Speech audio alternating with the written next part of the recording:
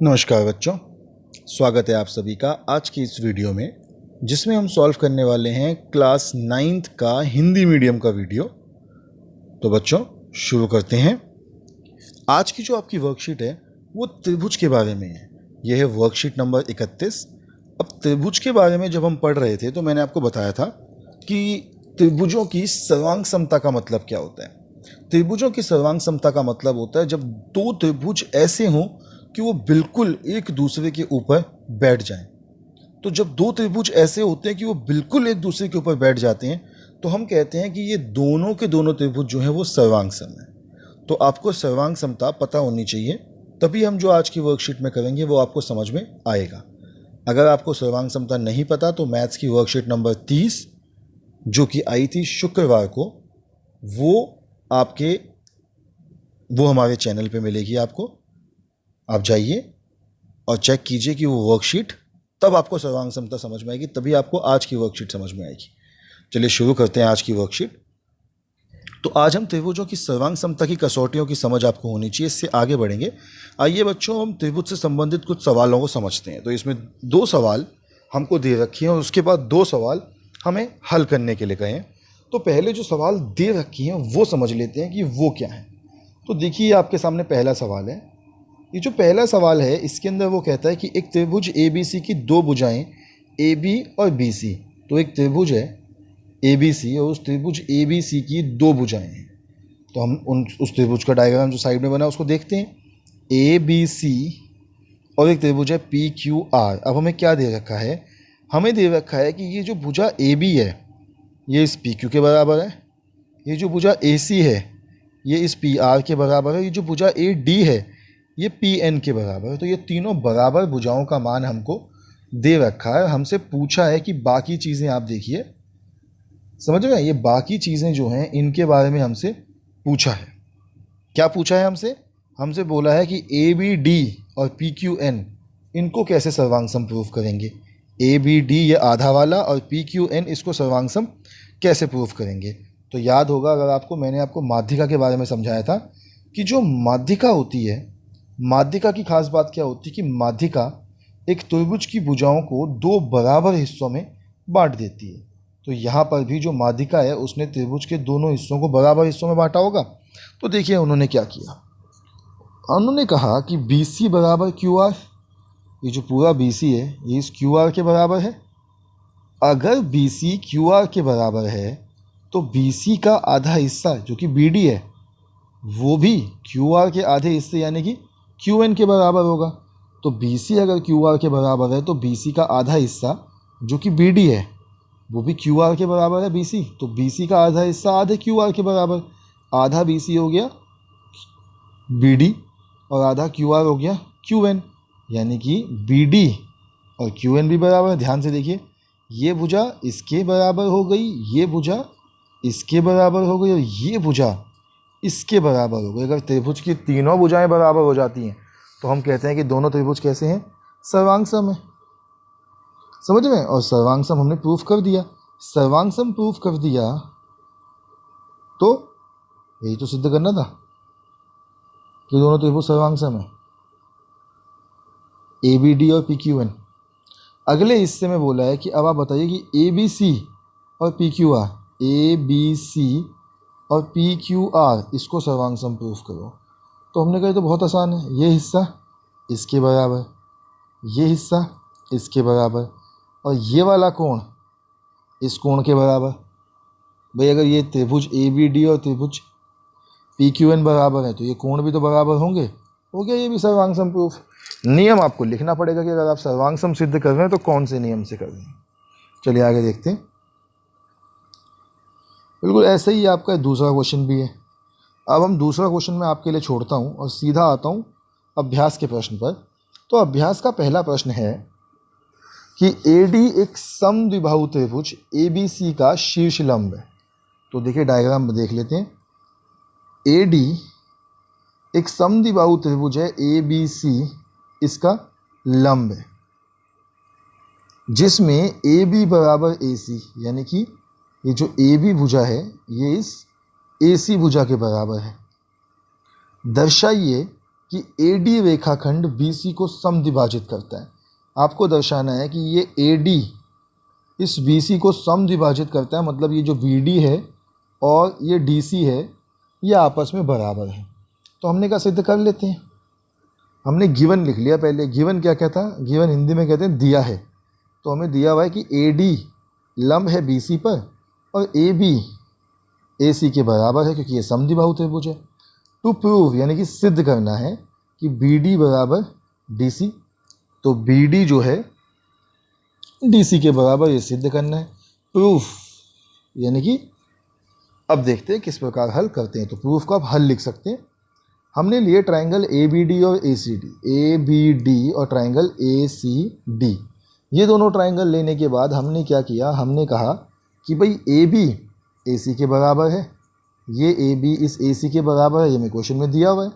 AD AD के बराबर है, AD जो है ये बीच वाला AD AD के बराबर, क्योंकि AD दोनों ही त्रिभुजों में आएगा। तो इसको हमने कह लिया कि ये समान भुजा है। और त्रिभुज ADB ADC के बराबर होगा, क्योंकि अगर AD BC पर लंब है तो ये 290 डिग्री के कोण बनाएगा जो दोनों त्रिभुजों में होंगे। अब हमें ये भुजा इस भुजा के बराबर, ये भुजा दोनों में कॉमन और ये कोण इस कोण के बराबर। जब ऐसा होता है कि 3 इससे बराबर हो जाते हैं तो हम कहते हैं कि जो हमारे त्रिभुज हैं वो सर्वांग-सम है। और जो यहाँ पे सर्वांग समता की कसौटी लगेगी वो कसौटी यहाँ पे गलती से गलत लिख दी। ये कसौटी होगी साइड एंगल।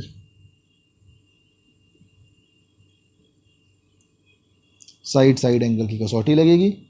और अगर ये कसौटी दोनों त्रिभुज सर्वांगसम हो गए तो सर्वांगसम त्रिभुजों की सभी भुजाएं बराबर होती हैं। तो यानी कि ये जो BD होगा और जो DC होगा ये बराबर होगा बाय CPCT। इंग्लिश हिंदी सभी में CPCT को CPCT ही लिखते हैं, उसमें कोई कमी पेशी नहीं रहती। चलिए आगे बढ़ते हैं। दूसरा क्वेश्चन आपको बोला है कि एक त्रिभुज ABC और DBC एक ही आधार BC पर बने हुए हैं। ABC अब दिख रहा है आपको, और DBC एक ही आधार पर, इनका दोनों का आधार BC है और दोनों ही समद्विबाहु त्रिभुज हैं। समद्विबाहु त्रिभुज है तो इसका मतलब ये हो गया कि ये जो भुजा AB है ये AC के बराबर है, जो भुजा DB है ये DC के बराबर है। और आपको दर्शाना है कि ABD और ACD बराबर, यानी कि ABD ये वाला और ACD ये आपका सर्वांगसम है। तो हमने कहा सिद्ध कर लेते हैं। अगर दोनों त्रिभुज समद्विबाहु हैं, लिखा है मैंने कि ABC और DBC समबाहु हैं, तो AB AC के बराबर होगा और DB DC के बराबर होगा और AD दोनों त्रिभुजों में कॉमन है, एक भी समान भुजा है। तो 3 चीज़ें तो यहीं प्रूव हो गई कि इक्वल हैं, और 3 चीज़ें जब बराबर होती तो त्रिभुज सर्वांगसम होते हैं, और यही तो प्रूव करना है कि त्रिभुज सर्वांगसम है। देख लीजिए आपके सामने सॉल्यूशन है और कर लीजिए नोट डाउन। चलिए बच्चों, मुझे लगता है नोट डाउन आपने कर लिया होगा स्क्रीन को पॉज करके। तो आगे बढ़ते हैं अब आपकी स्क्रीन पॉज से। देखिए अगली वर्कशीट है आज की विज्ञान की, और विज्ञान की वर्कशीट में उन्होंने आज क्या बोला, आज हम समझने जाएंगे त्वरण। तो पहले ऐसे ही समझते हैं कि त्वरण का मतलब क्या होता है। आप कभी स्कूटी में बैठते हैं, गाड़ी में बैठते हैं, स्कूटर में बैठते हैं, टैक्सी में बैठते हैं, ट्रेन में बैठते हैं, तो सबसे पहले ये चीज़ें खड़ी होती हैं। आप इन पर बैठते हैं तो ये चलना शुरू होती हैं। यानी आरंभ में, शुरू में इनकी गति क्या थी? 0। इनकी कोई गति नहीं थी, ये शून्य था। लेकिन जब आप इसमें बैठे तो ये धीरे धीरे चलना शुरू हुई, इन्होंने गति अर्जित कर ली। तो इस गति अर्जित करने की प्रक्रिया को त्वरण कहते हैं। जब गति किसी चीज़ की या तो बढ़ती है या फिर घटती है। तो जिज्ञासा दीदी, हम वेग में समय के साथ हो रहे बदलाव को कैसे ज्ञात कर सकते हैं? तो दीदी कहती है कि ज्ञान, हमने जाना कि एक समान गति से चलने वाली वस्तु के वेग में समय के साथ कोई बदलाव नहीं होता। तो जो एक समान गति से चल रही है उसमें बदलाव नहीं होगा, पर असमान गति जैसे सड़क पर ट्रैफिक में चलती हुई कार का वेग समय के साथ साथ बदलता रहता है। वेग के समय के साथ हो रहे बदलाव को हम एक अन्य भौतिक राशि में व्यक्त करते हैं जिसे त्वरण कहते हैं। इससे सूत्र में ए के द्वारा व्यक्त किया जाता है। किसी वस्तु की प्रति इकाई समय में वेग में परिवर्तन के माप को त्वरण कहते हैं। इसे इस प्रकार ज्ञात किया जाता है, त्वरण बराबर वेग में परिवर्तन बटे में समय। और वेग में परिवर्तन कितना होगा? अंतिम वेग माइनस प्रारंभिक वेग। तो फॉर्मूला हो जाता है a बराबर v माइनस यू बटे में t। v जो होता है ये एक चिन्ह होता है, सिंबल होता है अंतिम गति का। u जो होता है ये सिंबल होता है स्टार्टिंग की गति का, प्रारंभिक गति का। t मतलब टाइम। आगे बढ़ते हैं। तो आगे अब हम त्वरण के बारे में पढ़ते हैं। तो बेटा अगर किसी वस्तु का अंतिम वेग प्रारंभिक वेग से अधिक होता है, यानी कि अगर कोई वस्तु आरंभ से शुरू होती है, रेस्ट से शुरू होती है, फिर धीरे धीरे उसकी गति बढ़ती है, तो उसका त्वरण घनात्मक होगा, प्लस में होगा। लेकिन कई बार क्या होता है कि आप ट्रेन में, हवाई जहाज में, गाड़ी में, बाइक में, साइकिल में होते हैं, आप ब्रेक लगाते हैं।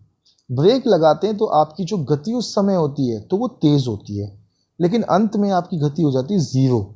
तो जब किसी व्यक्ति की गति इस प्रकार कम होती है तो उसे हम कहते हैं कि वो एक तरीके से आपका हो गया ऋणात्मक त्वरण। ठीक है, और इसे मंदन गति भी कहते हैं।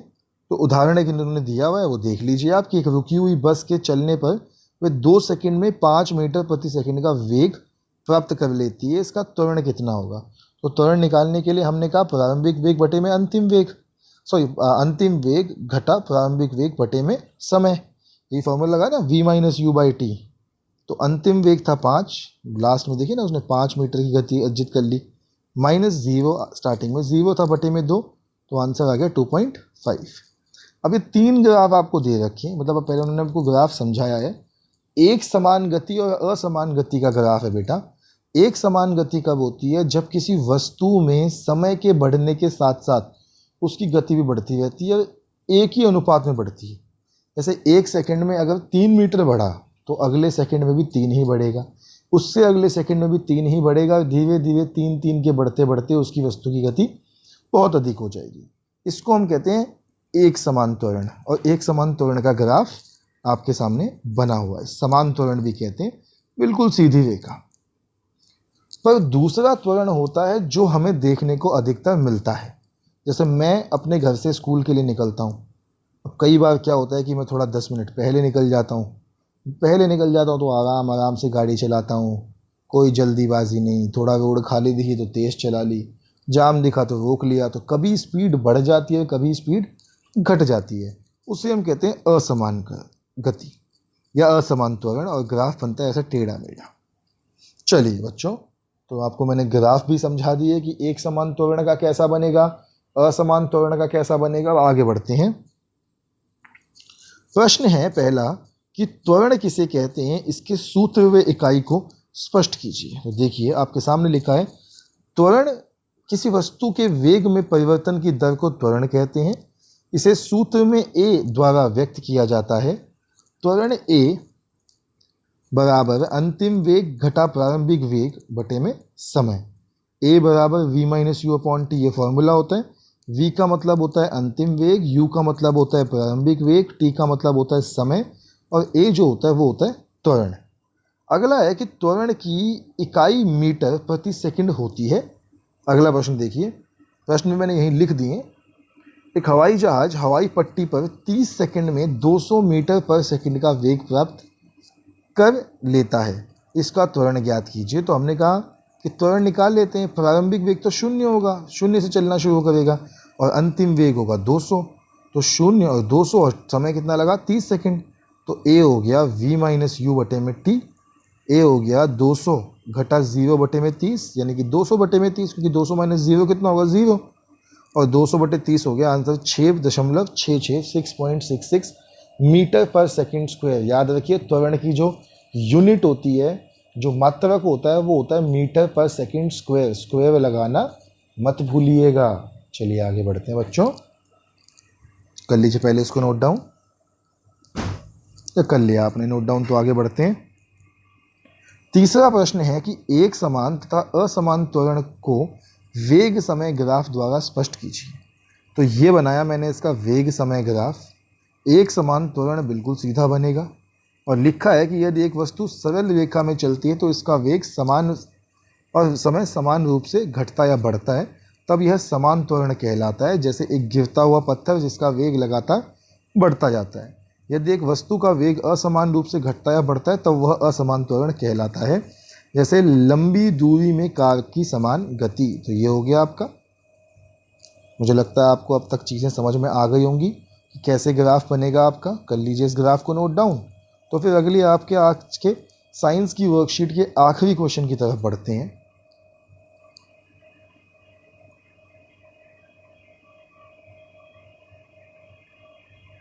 चलिए अब कर लिया आप लोगों ने नोट डाउन? कर ही लिया होगा, उम्मीद यही करते हैं। आगे बढ़ें फिर। चौथा प्रश्न है कि कोई कार एक समान रूप से त्वरित होकर 5 सेकंड में 5 मीटर पर सेकंड से 10 मीटर पर सेकंड की चाल प्राप्त कर लेती है। कार का त्वरण कितना होगा? तो हमने निकाला कि कार का त्वरण होगा, प्रारंभिक वेग है 5 मीटर पर सेकंड, कार का अंतिम वेग है 10 मीटर पर सेकंड, कार के द्वारा लिया गया समय 5 सेकंड। तो a is equals to v minus u बटे में टी। तो a बराबर 10 माइनस 5 बटे में 5, 5 बटा 5, उत्तर आ गया 1 मीटर पर सेकंड स्क्वायर। कर लीजिए इसको नोट डाउन।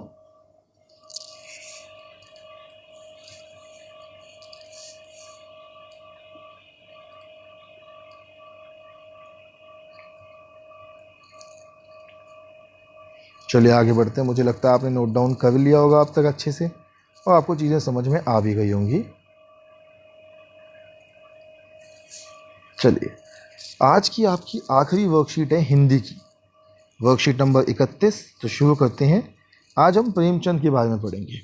तो प्यारे बच्चों, प्रेमचंद के फटे जूते नामक एक निबंध है जिसमें हरिशंकर परसाई जी ने प्रेमचंद के व्यक्तित्व की सादगी का विश्लेषण करते हुए तथा आज की दिखावे की प्रवृत्ति और अवसरवादिता पर व्यंग्य किया।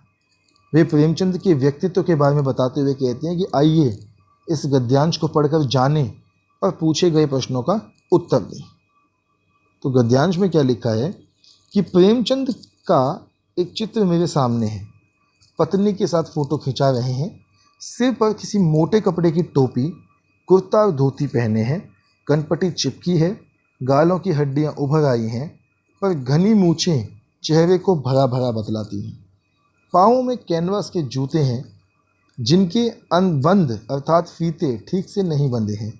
लापरवाही से उपयोग करने पर बंद के सिरों पर लोहे की पतरी निकल जाती है और छेदों में बंद डालने में परेशानी होती है। तब बंद कैसे भी कस लिए जाते हैं। दाहिने पाँव का जूता ठीक है, मगर बाएं जूते में बड़ा छेद हो गया है जिससे अंगुली बाहर निकल आई है। मेरी दृष्टि इस जूते पर अटक गई।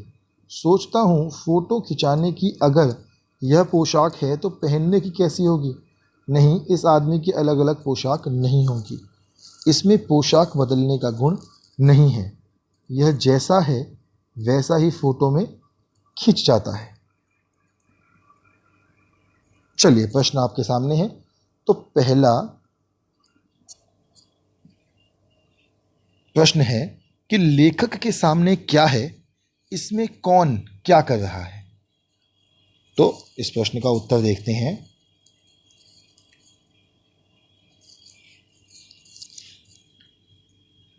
लेखक के सामने बेटा प्रेमचंद का चित्र है। तो लेखक का एक चित्र प्रेमचंद का एक चित्र मेरे सामने, यानी लेखक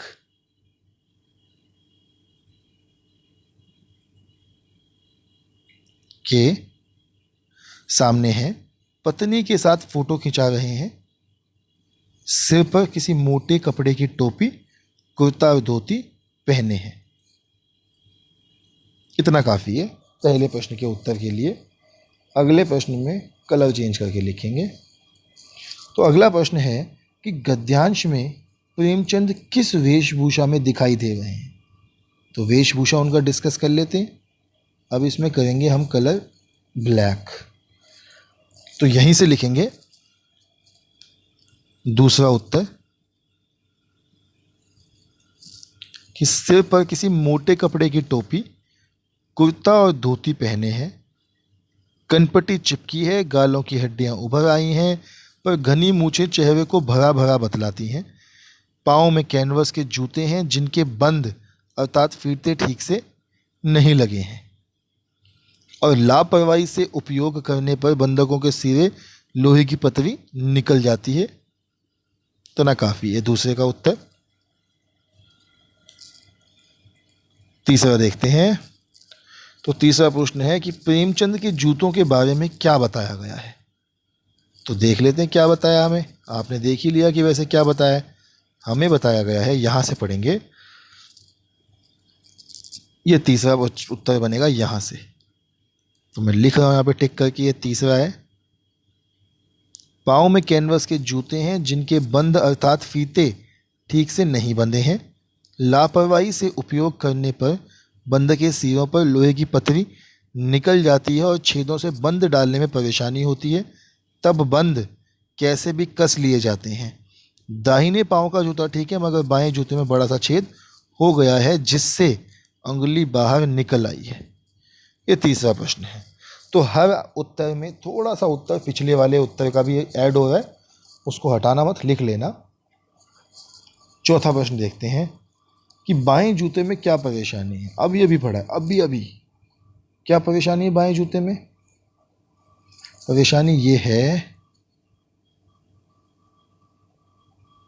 कि बाएं जूते में बड़ा छेद हो गया है जिससे अंगुली बाहर निकल आई है।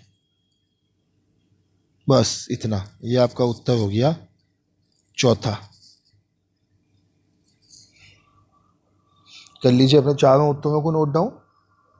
ये दोबारा दिखाऊंगा आपको चारों उत्तर। पांचवा भी देख लेते हैं पहले। पांचवें प्रश्न में वो कहते हैं कि अगर आप फोटो खिंचवाने के लिए किस प्रकार तैयार होते हैं। तो बेटा अगर मेरी बात करो तो मैं नए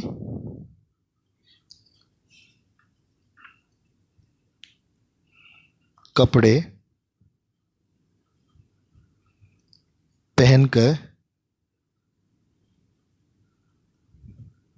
अच्छे से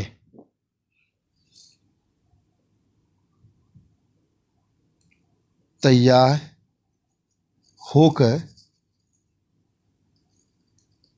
फोटो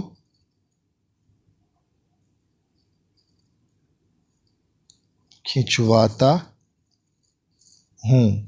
हम सभी यही करते हैं, तभी तो हम सब लोग शादी में जाते हैं, क्योंकि शादी में अच्छी सी फ़ोटो खींचती है। चलिए एक बार आपको दोबारा से क्वेश्चन दिखा देते हैं। तो आपका प्रश्न 1, 2, 3, 4 आपको मिलेगा यहाँ पे। पहला प्रश्न लाल रंग से, दूसरा काले रंग से, तीसरा नीले रंग से और चौथा हरे रंग से अंडरलाइन कर रखा है। वैसे मेरे हिसाब से तो आप स्क्रीनशॉट ले सकते हैं इसका फटाफट, ताकि आप आराम से फिर लिख सकें। और पांचवा प्रश्न आपका है, लिख रखा है मैंने।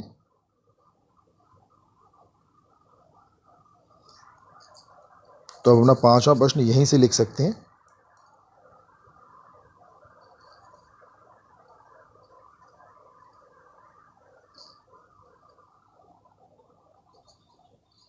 वैसे छोटी सी ये गलती है, इसको ठीक कर लेना।